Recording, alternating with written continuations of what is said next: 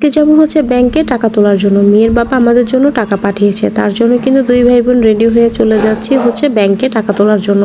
আর হচ্ছে কিছু ফল ফ্রুটস আর হচ্ছে বাজার সদাই করে নিয়ে আসব, তার জন্য কিন্তু বাসা থেকে রেডি হয়ে চলে আসি। আর সকালে এর মধ্যে হচ্ছে বৃষ্টি হয়েছিল, তার জন্য হচ্ছে একটা অটো পাইনি আমরা।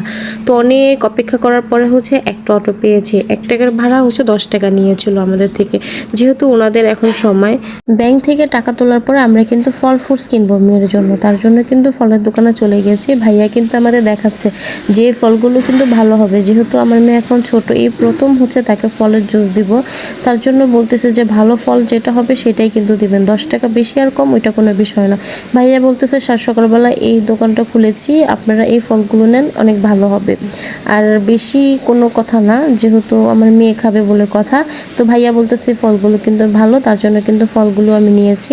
ফল কেনার শেষে মেয়ের জন্য এসেছি ড্রেস কিনতে এসে দেখি সবগুলি দোকান বন্ধ ছিল, যেহেতু আজকে সোমবার। তো আমাদের এলাকা সোমবার দিন হচ্ছে দোকানপাট সব কিছুই বন্ধ থাকে।